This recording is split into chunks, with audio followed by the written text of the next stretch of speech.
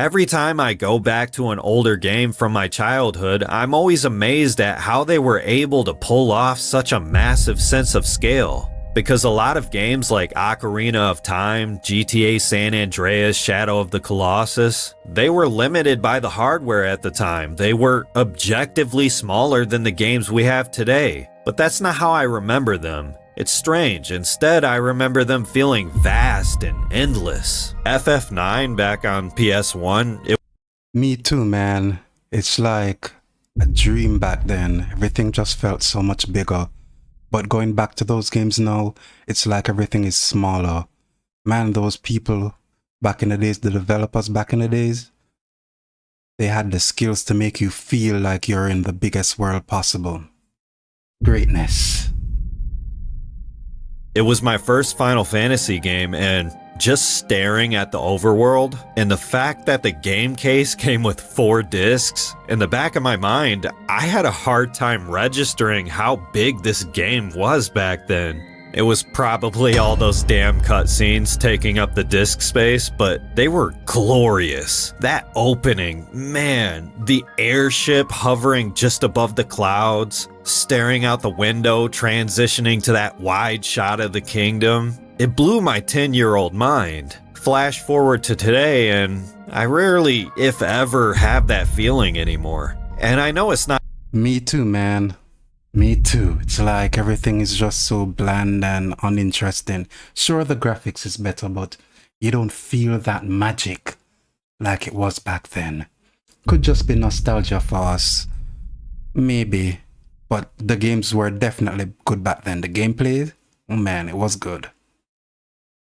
Not just nostalgia either. I had that same feeling with Elden Ring. Wandering around Limgrave for the first time, I was Never played this one. Not my type of game, but it looks cool.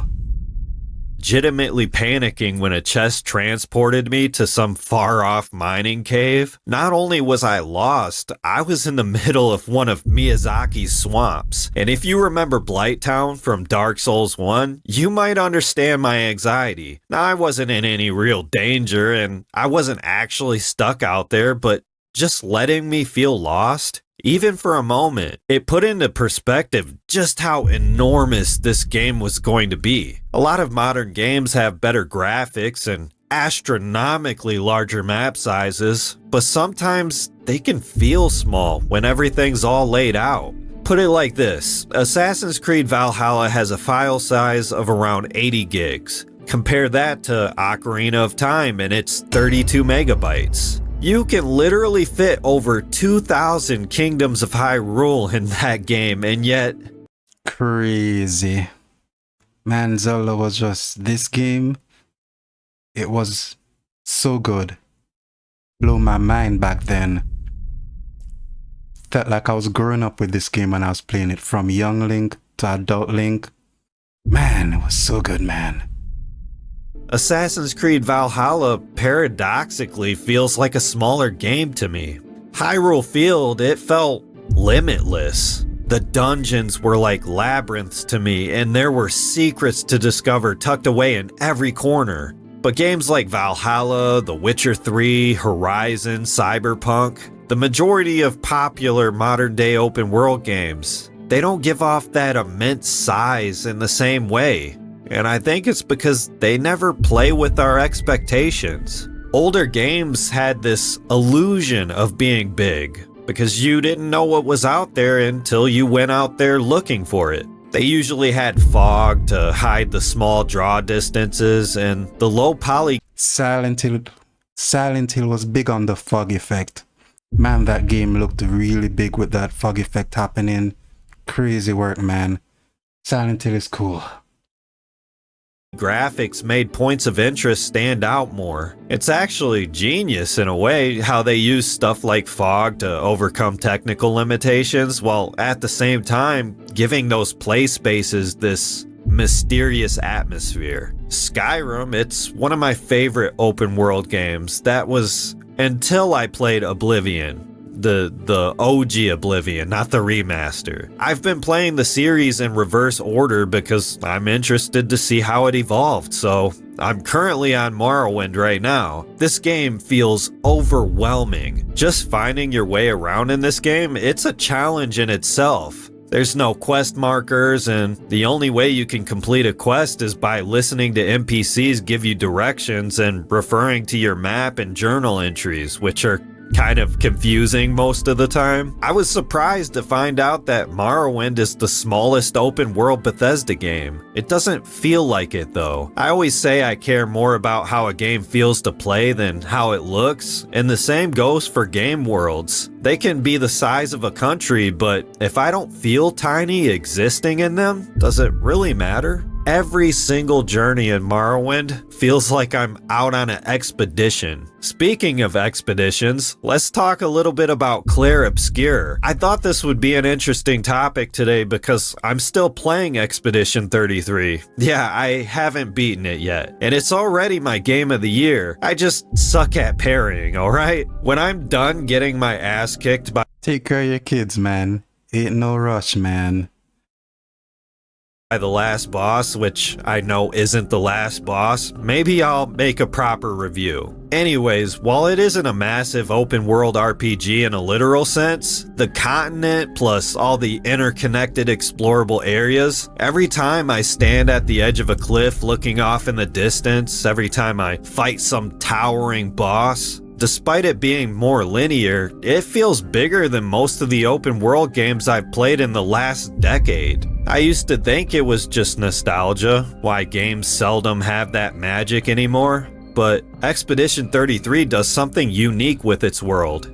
It doesn't hold your hand. Very standout, I know. You have a simple compass, and the only guidance it gives you is a red mark on your map telling you where to go to progress the story. There's tons of secrets, weapons, pictos, audio logs, chroma, side quests, traders, so much stuff off the beaten path that you can completely miss out on because the game expects you to find it on your own. Instead of a waypoint marker, it uses clever environmental cues and lighting techniques to guide you. And because you aren't fixated on something like a mini-map, a fork in the road or some cave might catch your eye and make you think, I wonder what's over there. When I open the map in something like The Witcher 3 and see a bunch of question mark icons peppered around, it takes a lot of the excitement away from just randomly stumbling across This looks really dark, man. What's up with this game?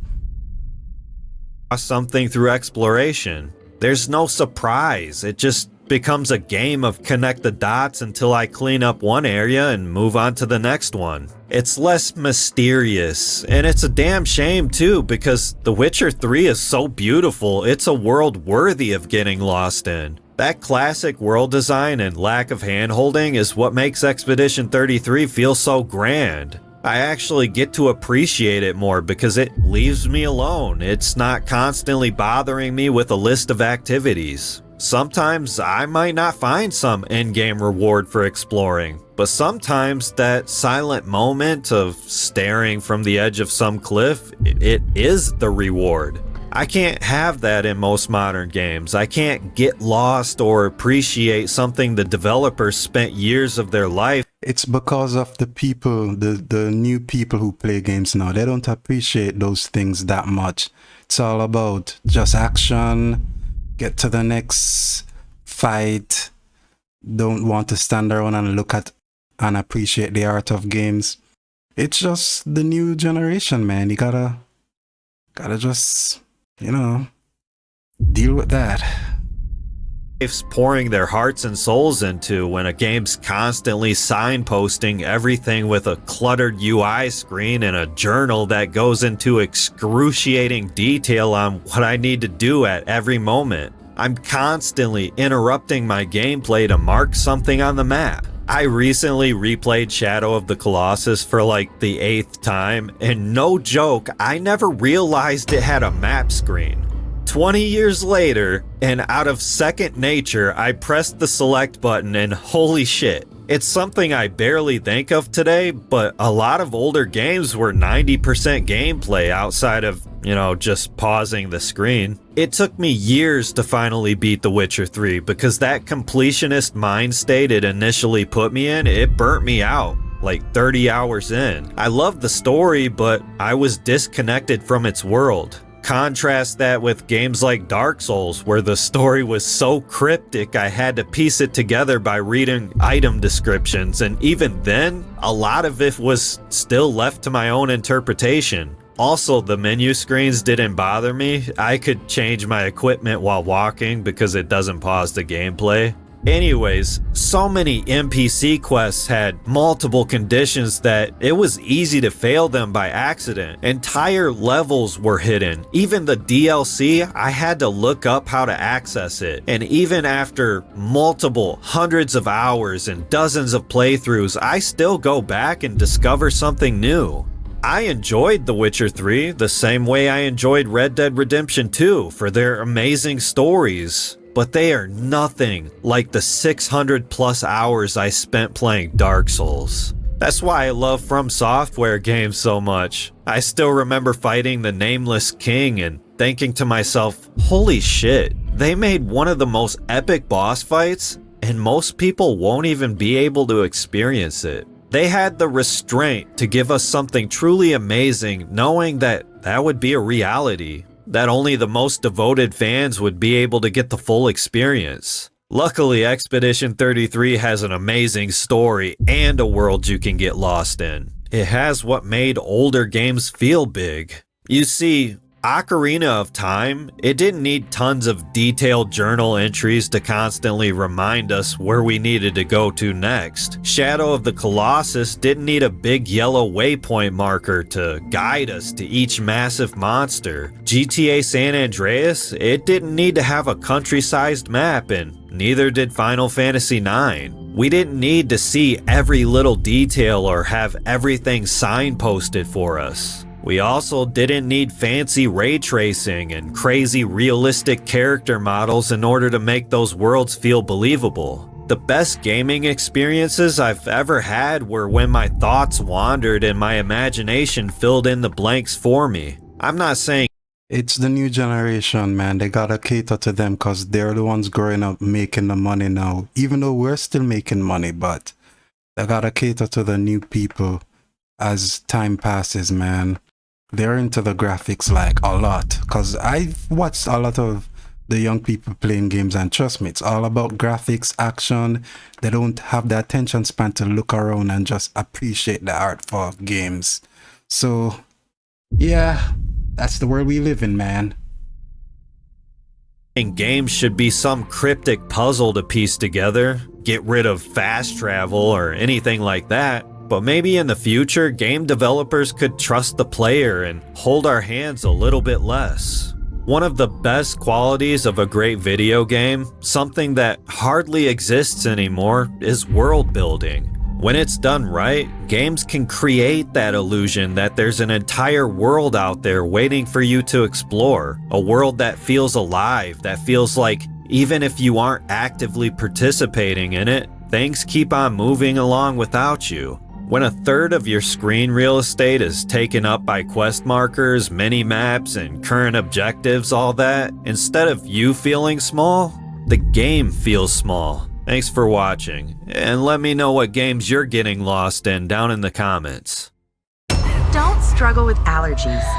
Claritin, effective relief for 24 hours. New Downy Intense. Intense fragrance that yields double.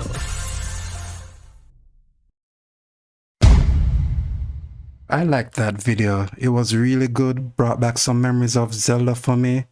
So, peace.